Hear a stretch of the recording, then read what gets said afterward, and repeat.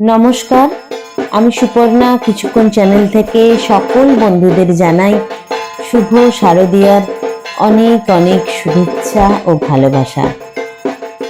পুজোর প্রতিটি দিন সকলের খুব খুব ভালো কাটুক, সবাই খুব খুব আনন্দ করো, সুস্থ থাকো, ভালো থাকো। আজ বন্ধুরা তোমাদেরকে আমি স্বরচিত একটি কবিতা শোনাতে চলেছি, কেমন লাগলো জানিও।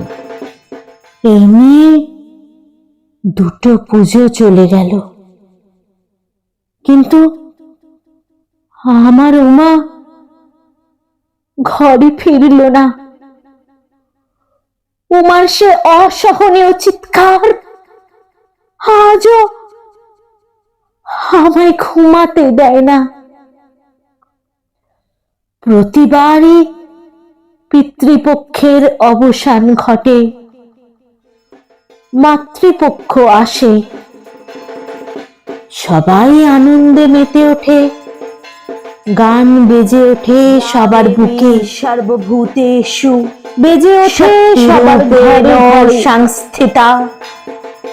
নমস্তস্যৈ নমস্তস্যৈ নমস্তস্যৈ নমো নমঃ। কিন্তু আমার ঘরে শ্মশানের শান্তি। দেখে মনে হবে সব নিস্তব্ধ, কিন্তু বুকের ভিতরে হৃৎপিণ্ডটা আরো দ্বিগুণ জোরে দৌড়ায়। যত দিন যাচ্ছে ততই তার গতিবেগ আরো দ্বিগুণ হারে বেড়ে যাচ্ছে। আমি চাইছি ওটা নিষ্ক্রিয় হয়ে বন্ধ হয়ে যাক, মুক্তি দিক আমায়। শরীর থেকে ছুটে বেরিয়ে গিয়ে ধরি উমার হাতটা। তখনই স্বপ্নটা ভেঙে যায় যেন। বুকের মধ্যে দিয়ে উদ্ধার করে ছুটে যায় ট্রেন। কিভাবে যে দিন কাটছে, নিস্তার নেই এই অসহ্য যন্ত্রণার।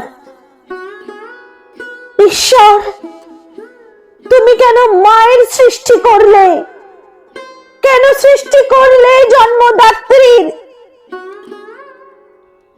এই পরিণতি সহ্য করার জন্য মাঝে মাঝে ক্রোধে সারা শরীরে জ্বলে ওঠে আগুন। ভাবি এখনই গিয়ে দুমড়ে মুচড়ে ভেঙে সব জ্বালিয়ে দিই। ছুটে যাই সেই জায়গায় যেখানে আমার উমাকে অসহ্য নৃশংসভাবে এই পৃথিবী থেকে উৎখাত করা হয়েছে। অদৃশ্য কপাটের শিকল ভেঙে নগ্ন করে দিই সেই সব দাগ যা আমার উমার জীবনে দাড়ি টেনে দিল অসময়ে। কিন্তু পারি না, ছুটে যাই বারবার, প্রতিবাদে প্রতিরোধে অনশনে অবরোধে, কিন্তু ফিরে আসি প্রতিবার। ওরা বোঝে না, মাথা ফাটলে কষ্ট হয় না আর আমার। আমি চাই তো আঘাতে আঘাতে ক্ষত বিক্ষত হতে। আমি চাই তো রক্ত ঝরুক, শরীরের সব রক্ত শেষ হোক। আমার উমার উপযুক্ত বিচার চাই। তোমরা কি কেউ জেগে আছো? শুনতে পাচ্ছ কেউ? আমি অভয়ার মা।